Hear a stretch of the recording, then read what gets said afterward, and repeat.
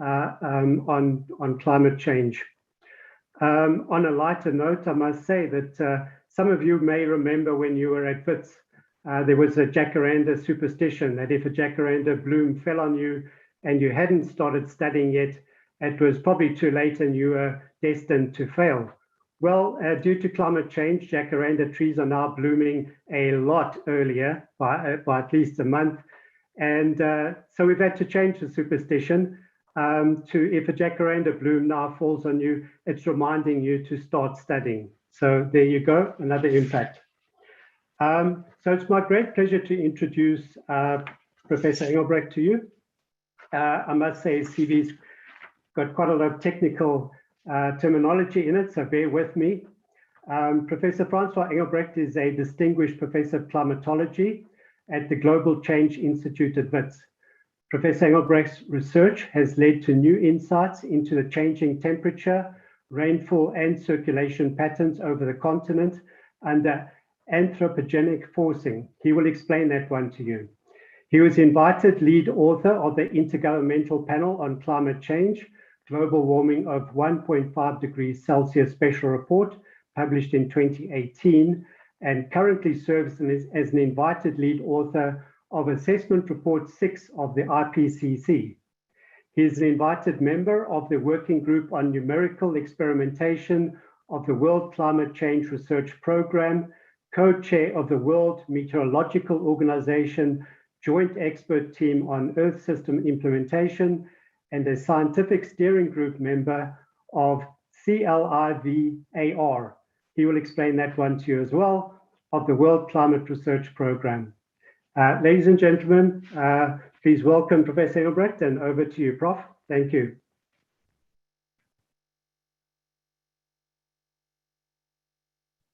Thank you so much, Peter, for the very kind introduction, and many thanks to Heather for setting up today's event.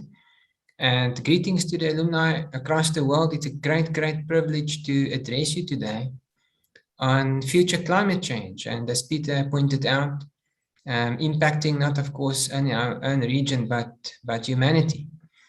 So I am just swiftly sharing my screen. Let me go into presentation mode. And then I'm going to jump in straight into this discussion because there are so many important and interesting findings I'd like to share with you today. So I think you have all seen in the media in recent weeks the build up to something extremely important that is happening next week.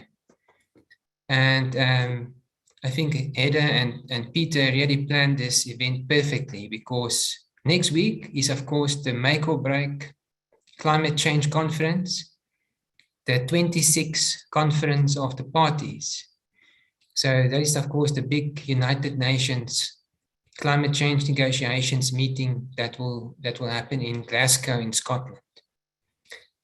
Now, why has this report that has preceded the COP, the so-called Assessment Report 6, published by the Intergovernmental Panel on Climate Change in August this year, why has it been called a Code Red for Humanity by no one else but the United Nations Secretary General?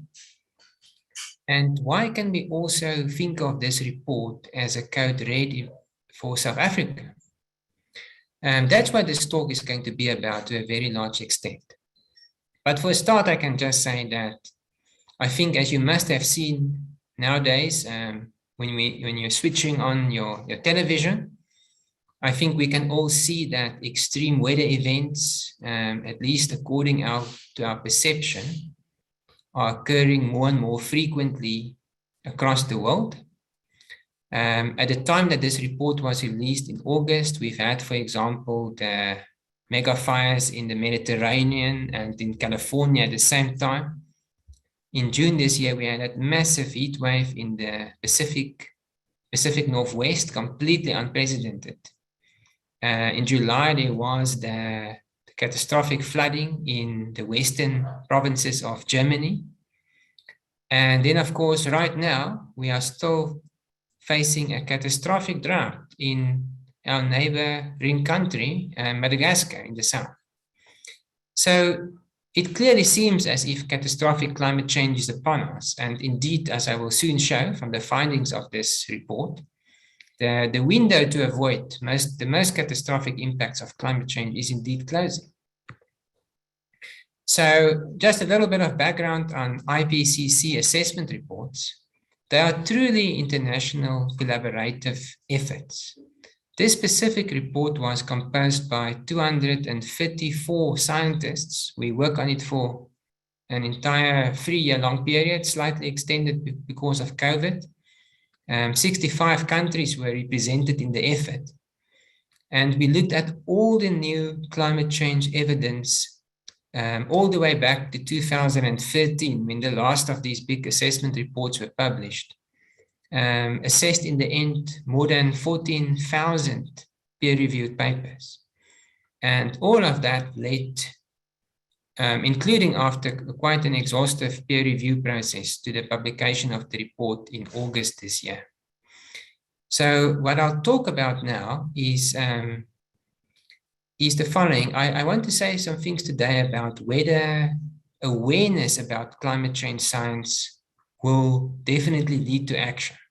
The big test is next week with the 26th Conference of the Parties.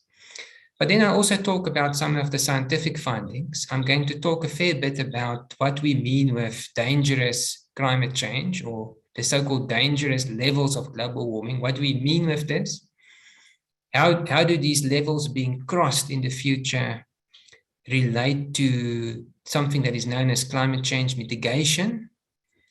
After giving that global perspective, I'll talk a lot about our own region, so regional patterns of climate change. And along the way, I'll talk about something I think we really need to be concerned about, which are global and regional tipping points in the climate system. And then finally, I'll also share some positive news with you, what we can still do about all of this. So there are some reasons to have hope and to take action. So let's start. The first important finding of the assessment report is that global warming has now reached a value of 1.1 degrees Celsius. That's the best estimate we can make right now.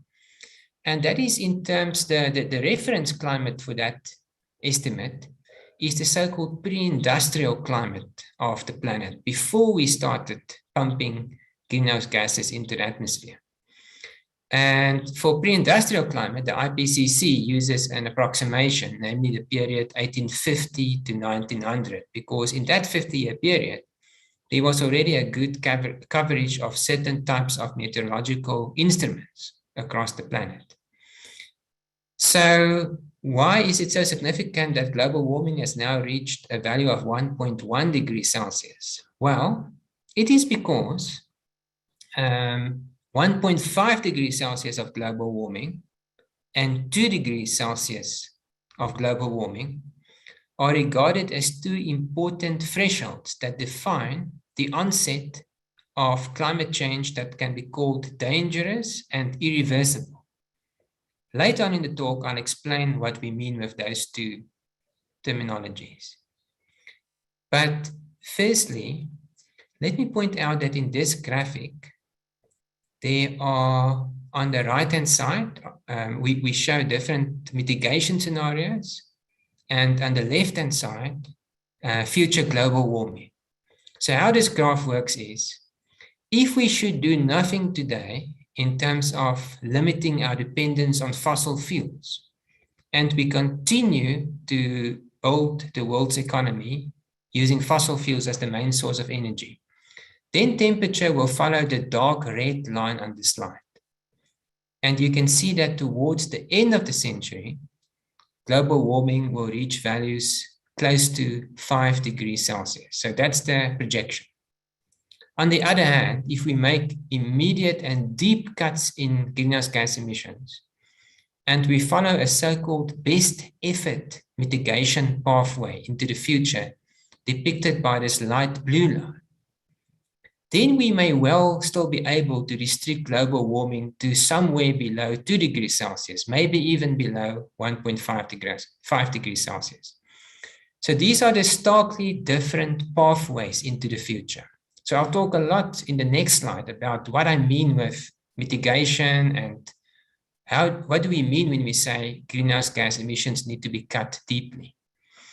But the second important finding that the report has made is that even if we do everything right, starting next week at COP26, and we make all the right decisions, and we reduce greenhouse gas emissions as rapidly as we possibly can, it is probably already too late in the sense that we can no longer avoid the 1.5 degrees Celsius level of global warming. We have left this too late. And as we are having this discussion today, it is more likely than not that that level will be crossed, that level of global warming, even if we do everything right. Now, what do I mean with doing everything right? That is about climate change mitigation. And the report goes into great detail to point out what the different futures may look like. So here, once again, here we are looking once again at time on the x-axis. But now on the y-axis, we are not looking at temperature, we are looking at increasing or we are looking at carbon dioxide emissions into the future. Now, the dark red line is the pathway where you can see carbon dioxide emissions continue to increase into the future. So economic growth is still fueled by a further dependence and enhanced usage of fossil fuels. That's a so-called worst case or low mitigation future in the sense that, as we've seen in the previous graphic, this leads us to global warming close to 5 degrees Celsius by the end of the century. This is what next week is about. Next week is all about this trajectory into the future, or the next 2 weeks, I should say. It's a future where greenhouse gas concentrations are cut immediately and deeply. With that, I mean it's cut already drastically in the next 10 years. Emissions need to be halved by more or less 2030 compared to the present day levels. And somewhere close to the middle of the century, we need to reach that special point in time where there are so-called net zero emissions. No further greenhouse gases, specifically carbon dioxide, being released into the atmosphere. And then in the second half of the century, you can see something very, very interesting happens. Emissions become negative. I'll also talk about that. That means we've invented something that doesn't exist today, namely technologies that can, at scale, remove carbon dioxide from the atmosphere. If we do all of that, it is still probably not enough. We will exceed the 1.5 degrees Celsius of global warming. But the good news is, the chance is excellent that we will keep the global warming level below 2 degrees Celsius. And if we can do this, if we can generate technologies that can remove CO2 from the atmosphere at scale, then the temperature of the planet may well return to a level just below 1.5 degrees Celsius. The report also gives similar trajectories that are valid for other types of greenhouse gases. So, what is needed for all of this to happen? Well, a few months ago, the International Energy Agency published a report. And this report was focused on what the agency thinks, or what the agency recommends humanity needs to do in order to stand a chance of restricting global warming to below 1.5 degrees Celsius. So the recommendations are sweeping and far-reaching. For example, if we just read some of these recommendations for a start, it is recommending that there should be no further gas and oil projects being pursued across the world. An immediate stop to all new explorations and new projects. electric vehicles. These changes are also quite drastic. The recommendation is that there should be no further sales of combustion engine passenger cars by 2035. That's almost upon us.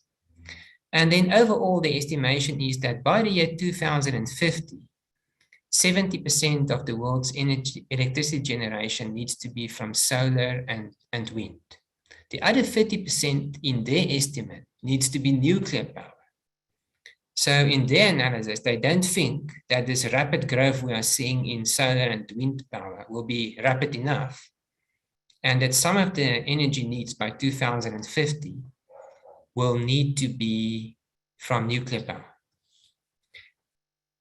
What will this cost us, and what will this mean for economic growth? Well, they list the numbers here. They say that the investment into converting our current fossil fuel-based infrastructures to renewable energy infrastructures, that investment will have to be in the order of $5 trillion by 2030.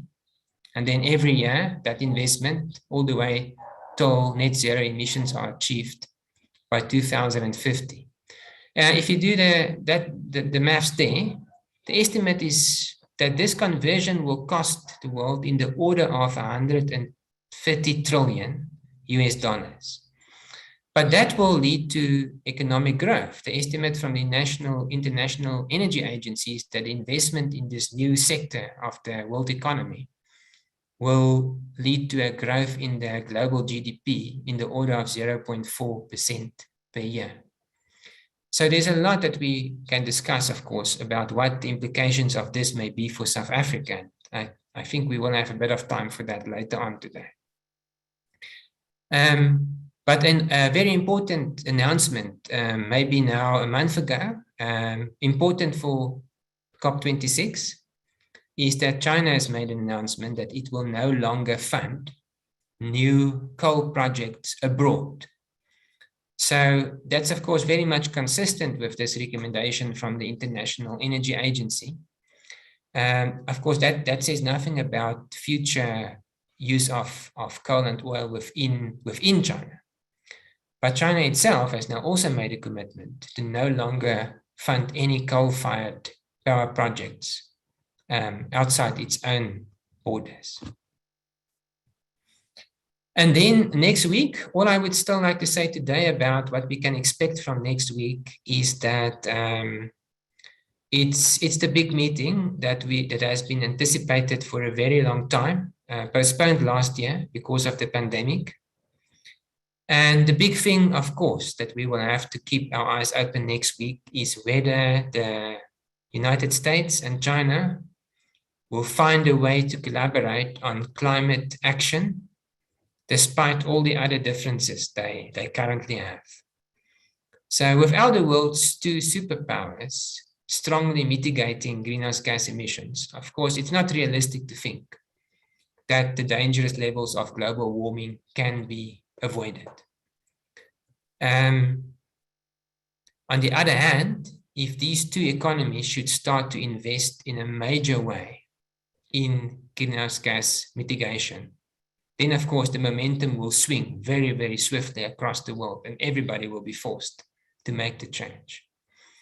My prediction today is that we will see a strong new climate pact developing over the next 2 weeks, although the process has lost some momentum and received some bad news in the last week or so. I think it is quite clear that 5 of the world's 6 major economies will make a commitment to reduce their greenhouse gas emissions with a staggering 50% in 10 years. Those countries will be the United States, the United Kingdom, South Korea, Japan, and then the European Union. So those 5 economic powerhouses, I think, will make a formal commitment to this rapid cut in just a decade. And of course, they will commit to carbon neutrality by 2050. Right now, the commitment China has made is that it will strive to achieve carbon neutrality by 2060. but that its dependence on coal may still continue to grow until 2030. So that is not the most positive outcome for ahead of the conference.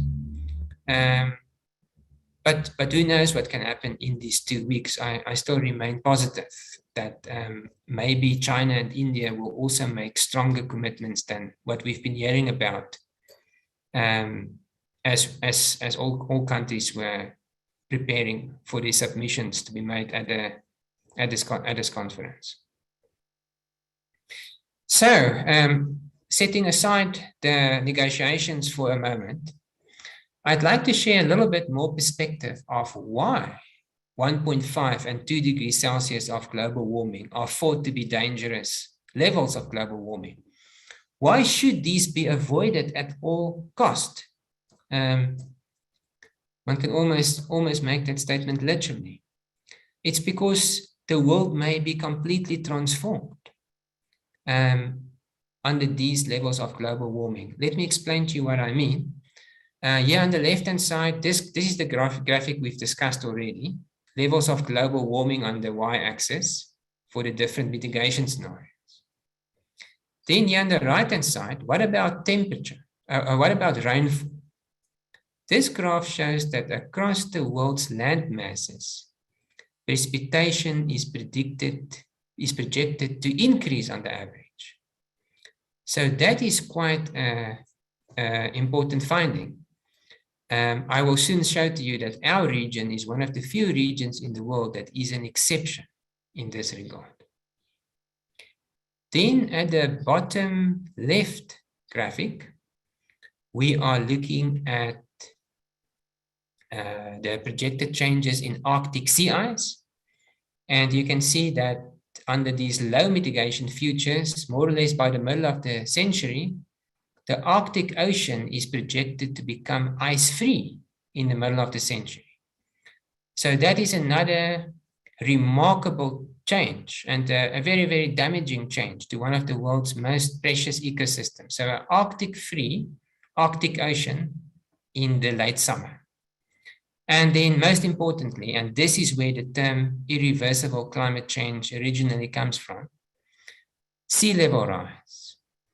So under these low mitigation futures, the projected sea level rise approaches a meter by the end of the century and reaches a meter by about 2150.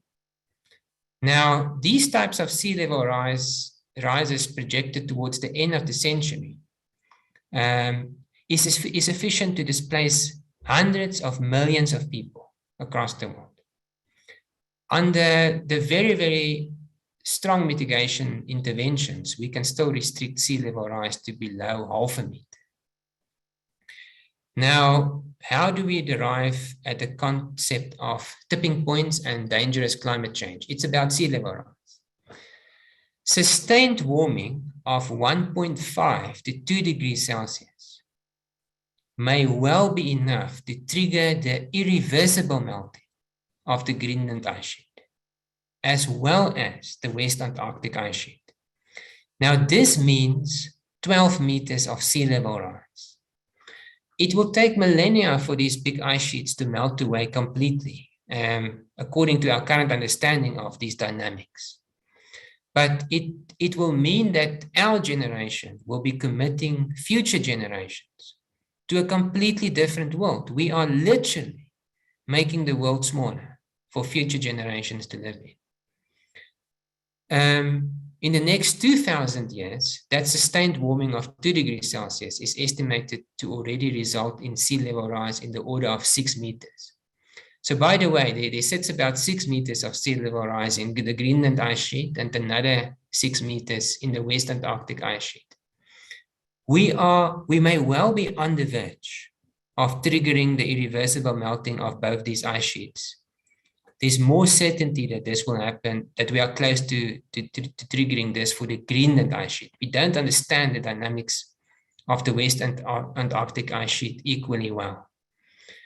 So to such an irreversible change is referred to as a global tipping point. Now, let's talk about our region and other regions in the world. On this slide, you can see levels of global warming and what a specific level of global warming means in terms of temperature change across different parts of the world. For example, top left graphic shows a world that has warmed by 1.5 degrees Celsius. Now, as I've mentioned, it is more likely than not that we will reach that level of global warming. What I haven't mentioned so far is that the best estimate we have for when we will reach this level of global warming is in fact the early 2030s. It may be as soon as the late 2020s. And that's a projection of how temperature patterns will look like across the world. You can see that the highest rate of temperature increase is projected for the Arctic parts of the world. That can already be observed. And in the Arctic regions, the rate of warming is easily 3 times the global rate of warming. It's because to some extent, or to a large extent, because of the so-called positive feedback processes that work in the Arctic, starting with the sea ice I've mentioned. Of course, the warmer it becomes, the more of the sea ice melts away, which means less sunlight can be reflected back to space by the sea ice. And that sunlight is absorbed in the ocean, warming the ocean more, which melts more sea ice, and so it goes on. So that's a positive feedback process working in the Arctic.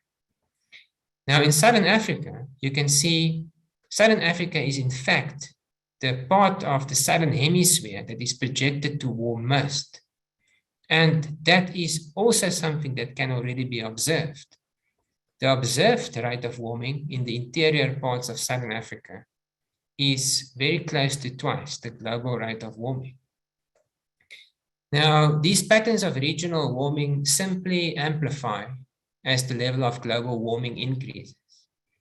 And should the world warm with 3 to 4 degrees Celsius globally, it can only be called devastating to Southern Africa, because 3 to 4 degree increase in the global temperature translates to 6 degrees Celsius, a 6 degrees Celsius increase in Southern Africa. I'll soon talk about what it means, but for a start, that implies, so the IPCC found in its 2018 report on climate change impacts, that a 6 degree increase in the regional temperature translates to the likely collapse of the maize crop in Southern Africa and the cattle industry. So before we even talk about impacts on rainfall and water security, just try to imagine Southern Africa without cattle and without maize. That's what 3 degrees of global warming means for our region. This vulnerability of our region also stems from the fact that we are one of the few regions in the world where rainfall is projected to decrease, not increase. So if you remember from that global slide I've shown, for most parts of the world, rainfall is projected to increase. That's what happens generally when we warm up the atmosphere.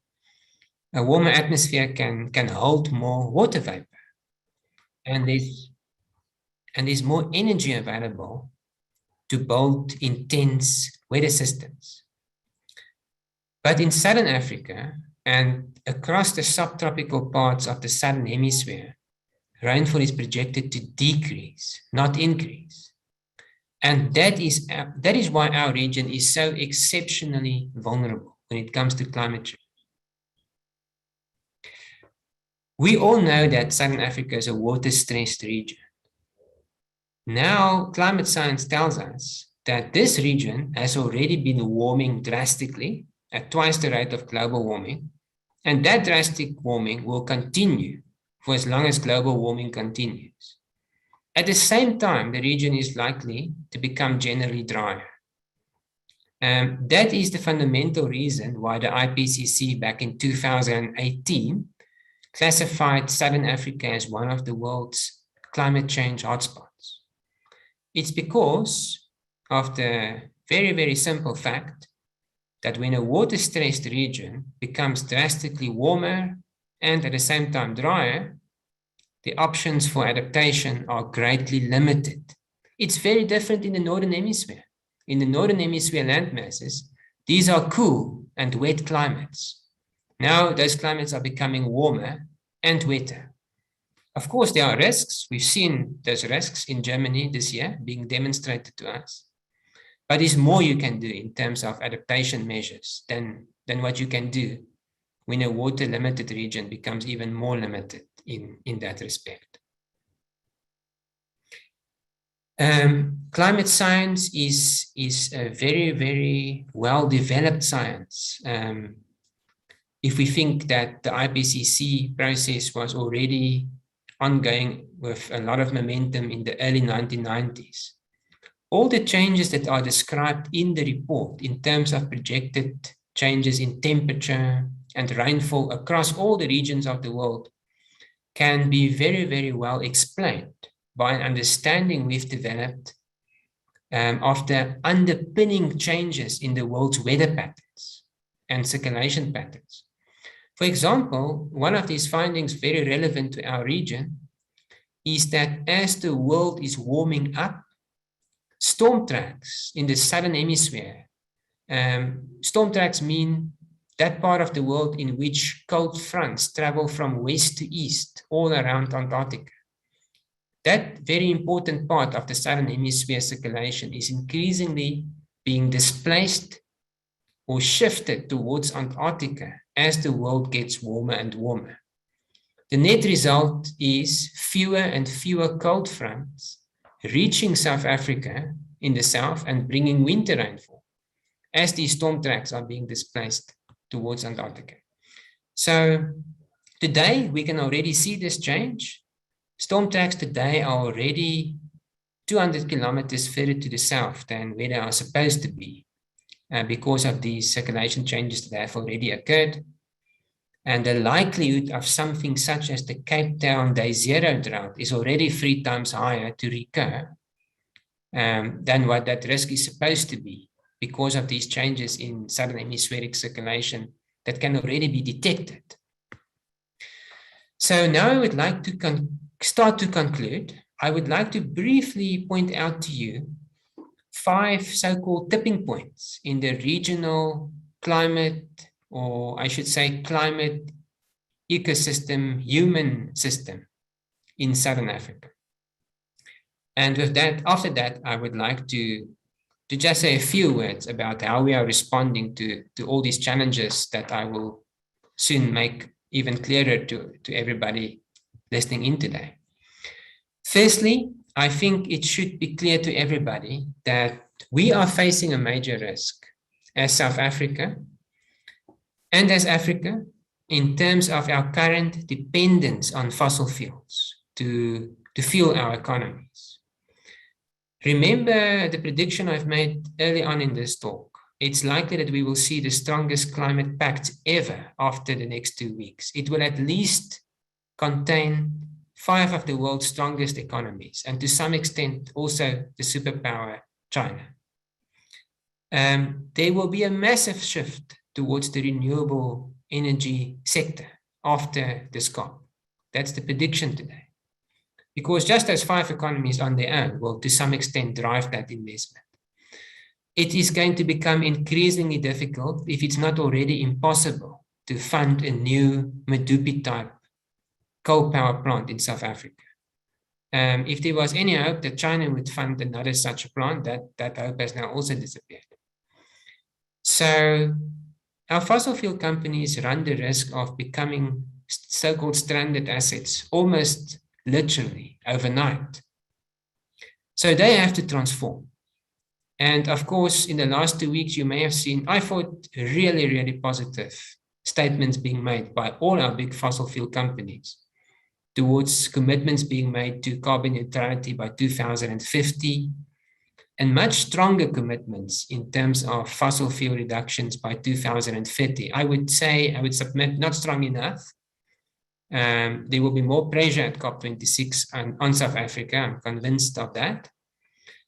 But this is a clear risk we have to respond. If we are going to resist this transition, we may well be left out in the cold. Then I would like to briefly discuss with you 4 risks that I think we will have to deal with in South Africa over the next 10 to 20 years in terms of weather impacts, high impact weather impacts or climate impacts that we never had to deal with before in the past. I have a slide on each of them, so I'll just mention them now. I'm going to talk very briefly about the possibility of a Gauteng Day Zero drought. Then I'll talk about multi-year droughts impacting on our agriculture. Thirdly, heat waves and human health in Southern Africa. And finally, landfalling intense tropical cyclones. So the Gauteng Day Zero drought, everybody, is what I think is the single biggest risk in terms of high weather or high climate impact in South Africa for the next 10 years and the next 20 years. All South Africans can already imagine what this will mean for South Africa if we suddenly can no longer supply with Gauteng with about half of its water resource that comes from the eastern mega dams via the Vaal Dam. So I don't have too much time to talk about this in much detail today, but I would like to point out that we came close to such a drought once before. It was at the end of the big El Nino event of 2015-16, when the level of the Vaal Dam fell to about 25%. Now, when the level of the Vaal Dam falls to below 20%, then we start to cut into reserves from the other mega dams if there are water available there. They are also affected by big droughts. And of course, because of water quality reasons and engineering reasons, it becomes increasingly difficult to supply the Gauteng province. Now, in a warmer world, where Southern Africa warms drastically and where rainfall is decreasing, it is very clear from climate science that this risk of a day zero drought in Gauteng is increasing. And we need to develop a very clear quantitative understanding of such an event happening in the next 10 years or in the next 20 years, impacting on our economic growth. Secondly, when droughts last for 3 to 6 years, they present immense challenges to farmers. Now, in the 2015-16 drought, that was the big El Nino, but it was also the 4th year of drought. And we saw a demonstration of the type of drought that climate science tells us will occur more frequently over the next 20 years compared to the last 20 years. By the end of this drought, Botswana lost a staggering 40% of its cattle. In South Africa, the maize crop that summer was 40% lower than in the previous year. And I've mentioned already what the drought did to the level of the Vaal Dam. Now, at 3 degrees Celsius of global warming, as I've mentioned already, we expect a regional tipping point, a complete collapse of the maize crop and the cattle industry because of biophysical reasons, the impact of heat stress on cattle and on the maize crop.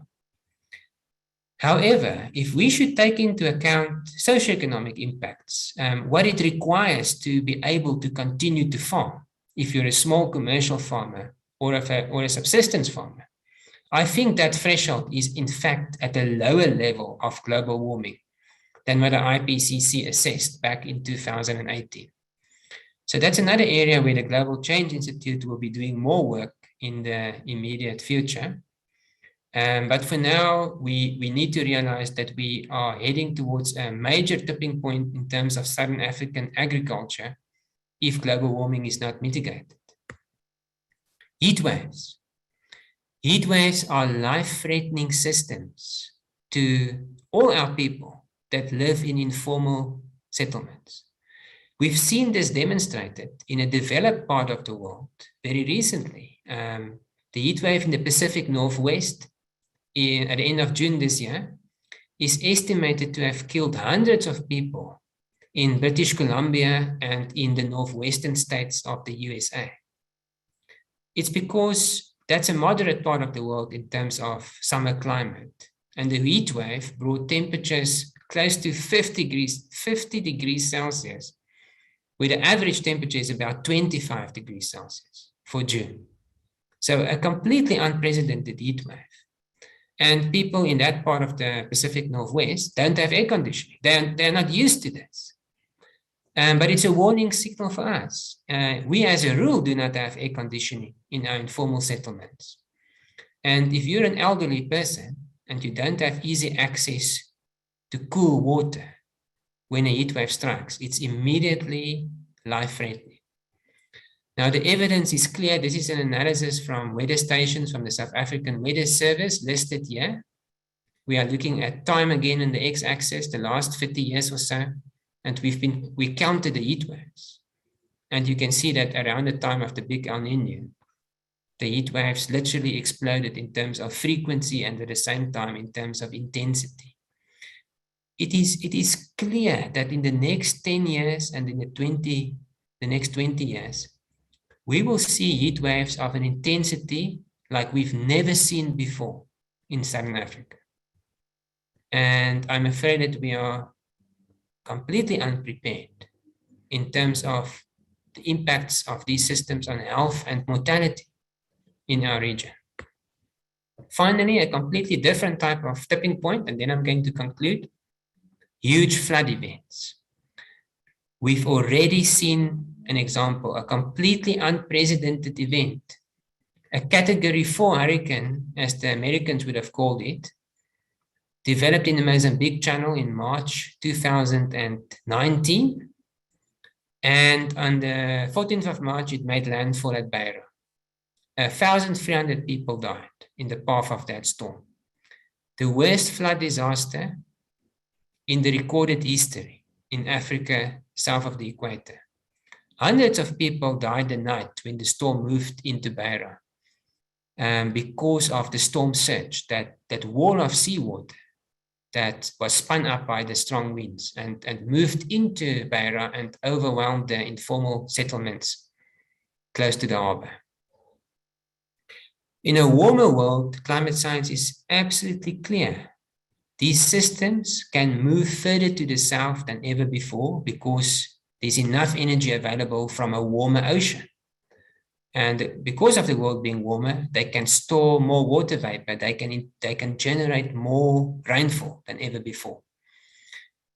Now, the tipping point here is that, firstly, the systems are becoming more intense. We've never had a Category 5 hurricane, if I can use that terminology, making landfall in our region. Now it's possible. We've never had a Category 3 to Category 5 system making landfall as far south as Maputo or Richards Bay. Now it's possible. We are not prepared at all for a system like this. For example, moving in at Maputo and then into the Limpopo River Valley in South Africa and Zimbabwe. Now, having given you the hard facts of these major risks we are facing, what can we say about climate change action? And with that, I'm going to conclude. Just 2 slides to briefly conclude. The first important realization is that every bit of global warming matters. Yes, we are committed to further warming. We may well not be able to avoid 1.5 degrees Celsius of global warming. But if COP26 is a success, we can still avoid 2 degrees Celsius of global warming. And with that, we will avoid the most dangerous impacts of climate change in our region. So it's really important for South Africa and the Africa Group to embrace this transition for its own sake. If climate change mitigation is successful, we will avoid the worst of climate change impacts in Southern Africa. The other aspect is what we are doing in terms of preparing the region through the research that we are also undertaking at the Global Change Institute and in several other research institutes in our country. We know to a large extent what is coming. Of course, the science can always be improved. Specifically, I think our understanding of when we will be dealing with these tipping points, it's fundamental that we improve that probabilistic projections of change. But climate science is already so advanced that the projections are actionable. So it means we can already prepare, for example, for unprecedented heat waves. That's a very good example. We know heat waves will be unprecedented in the next 10 years. How can we make our communities less vulnerable? So we have a lot of power in hand. And increasingly, we need to work with communities, we need to work with municipalities, with provincial and national government, as we are increasingly doing at WITS, to have this co-production process with decision makers, to turn science into action. So that transformative type of change we need in order to prepare for unprecedented risks we've never experienced before is, of course, a key aspect we need to pursue in our research towards climate change action in South Africa. So we are not powerless. South Africa will hopefully do its fair share in terms of climate change mitigation.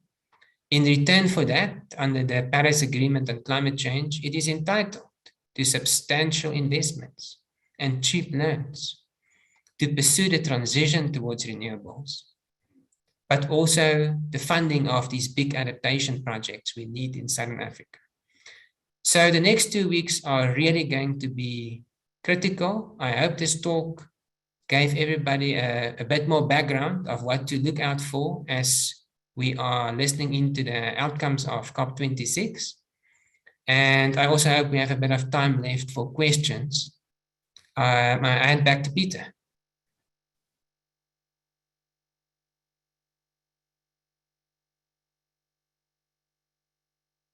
I can't hear you, by the way, Peter.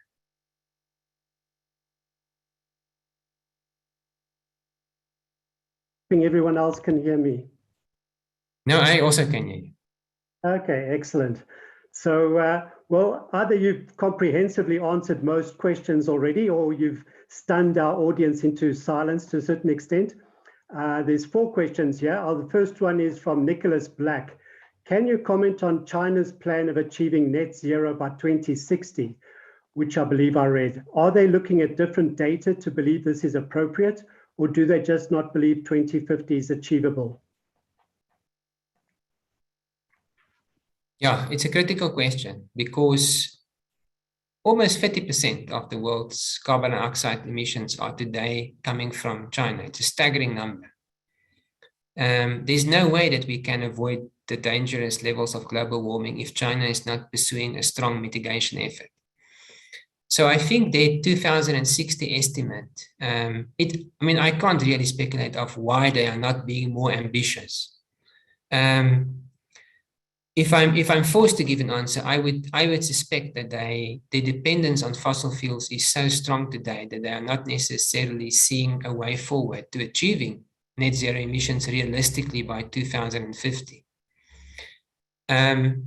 If one also interrogates that carbon neutrality they are aiming for by 2060 in more detail, it also includes not completely eliminating a dependence on fossil fuels. They're only aiming to have left by 2060 20% of their current usage of fossil fuels.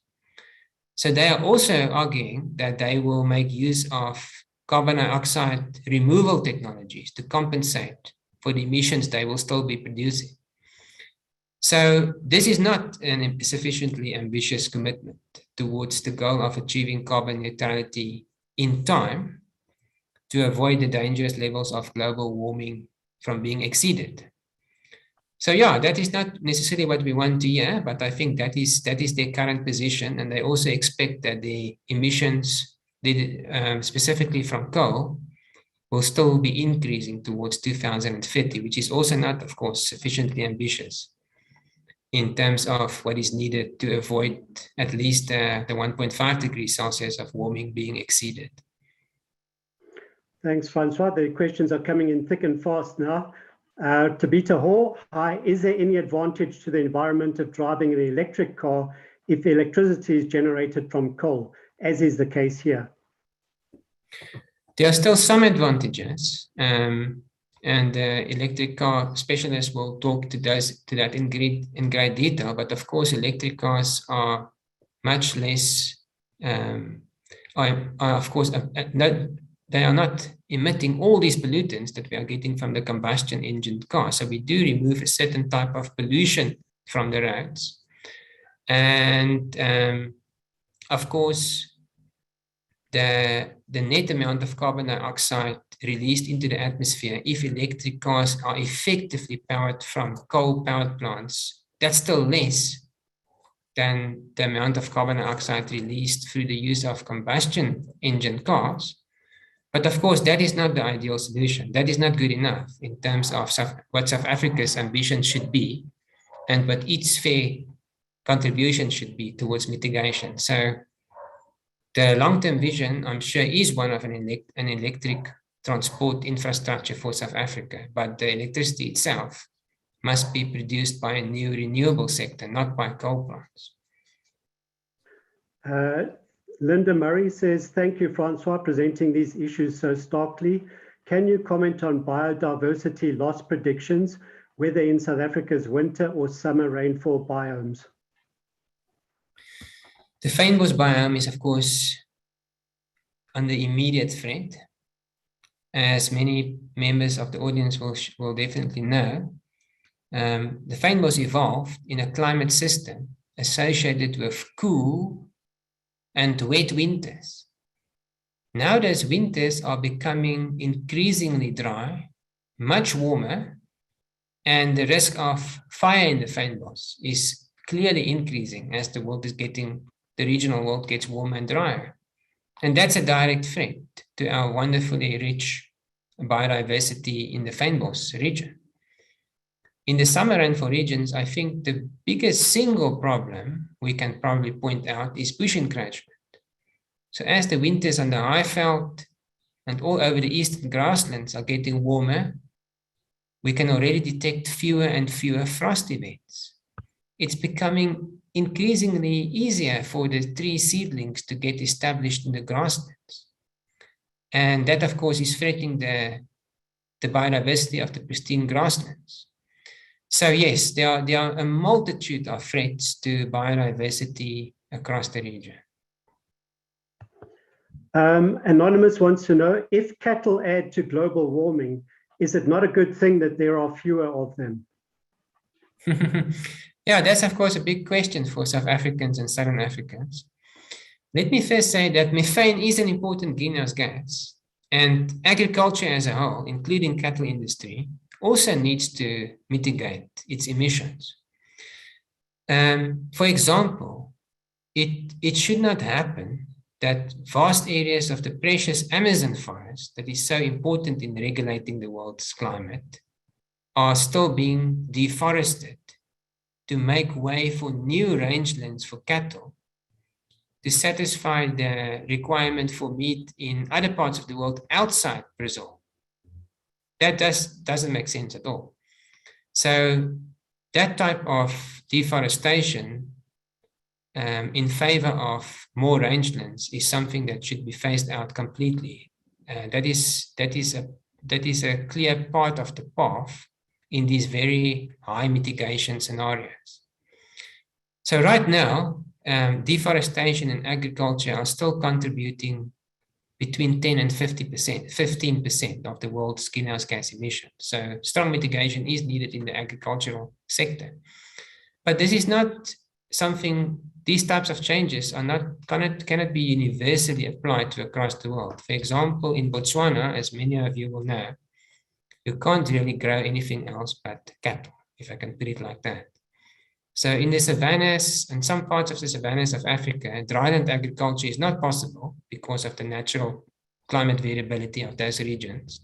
And cattle is a part of a sustainable way of life in those parts of the world. So yes, certain types of agriculture also need transformative change, but it doesn't universally apply to all regions, certainly not in parts of the savannas, such as in Botswana. Thanks. I can say that, by the way, this talk has been recorded, is available on YouTube for those of you who might have joined later, want to refer back to it. I'm going to have to select questions because there's too many for us to get to in the next few minutes. Prof. Engelbrecht, are you at liberty to provide more information on the research to prepare for a potential day zero in Gauteng? Well, I think as researchers, we are, of course, sharing what we are doing in this regard as broadly as possible. So all I can say is that this research is proceeding along two main lines of investigation. The first is the biophysical component. So as climate scientists and as hydrologists in Southern Africa, we need to increasingly understand how the risk of more prolonged droughts in Southern Africa translate in this reduced water availability to the extent that there may come a day when the mega dams can no longer supply Gauteng with that about half of the water that it currently is getting from the east.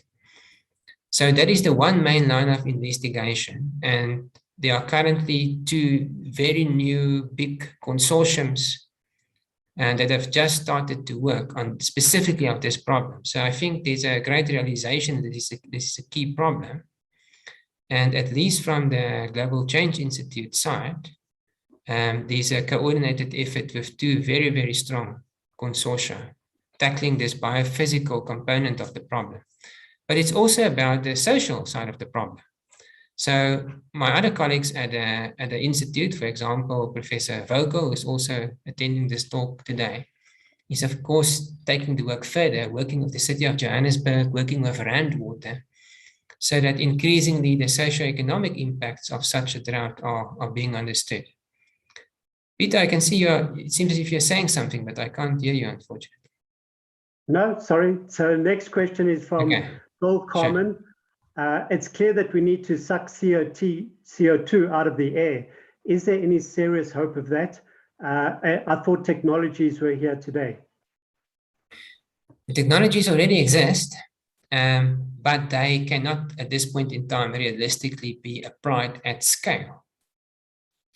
So we do not have technologies that we can roll out that can absorb and remove the vast amounts of carbon dioxide emitted by the world's coal plants. If we had such a technology, the global warming problem would have been solved as far as carbon dioxide emissions are concerned. So there are direct air removal technologies. There are geochemical methods that are being pursued. There are natural methods, of course, for example, through land restoration. But what we need is a technological breakthrough. Without that, there's no chance that global warming can be kept to below 1.5 degrees Celsius. So in these scenarios where the world does manage to restrict global warming to below 1.5 degrees Celsius, there are carbon dioxide removal technologies in motion and applied at scale in the second half of the century. So it's a major area of research. It's brand new. South Africa can contribute to this area of research. And we may be part of that solution. So it's also an exciting opportunity. So I'm afraid we've run out of time, but we'll try and copy in all the questions that are left and see if there's some way we can get to respond to some of them. But I also think this is obviously part of an ongoing conversation we need to be having. And we are really fortunate at BITS to have a huge array of experts. And so we'll start lining them up to give presentations. One of those experts, of course, is our distinguished Professor Colleen Vogel, who's the acting director of the Global Change Institute at BITS. And I'm very grateful that she's willing to give the vote of thanks for today's event. So with that, from my side, certainly thanks, Francois. And over to you, Colleen.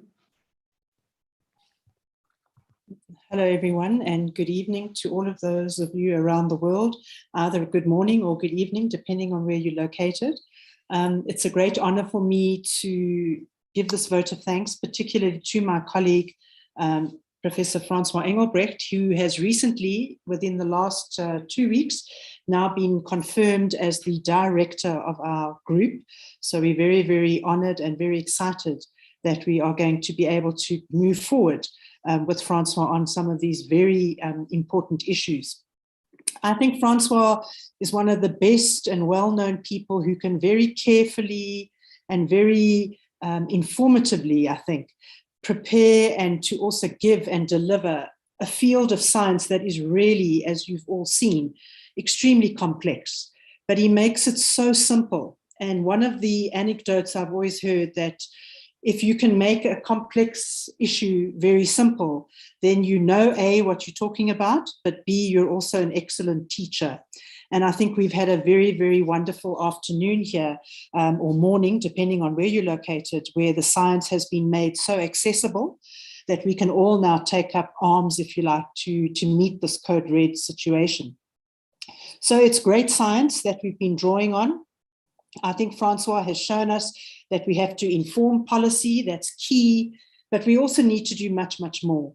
And watch the space. The Global Change Institute is really going to be moving in the space, and we'd love to have you all engage with us, provide us with your few shekels if you if you have some shekels to throw our way, that would be great. We can definitely put them to good use.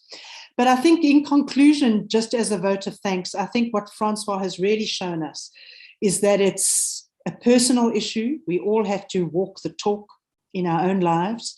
It's a practical issue. We have to now be doing the implementation and the solution space moving into that, but it's also a very political issue. And so I just want to, on behalf of the university and on behalf of all the alumni out there, Francois, say thank you very, very much for your fantastic science that you do. And I look forward to working with you and with others around the world on these very pressing issues. And we all wait with bated breath for the outcomes of the COP. Thank you, everybody. Thanks so much, Kadeen. Thanks, everybody.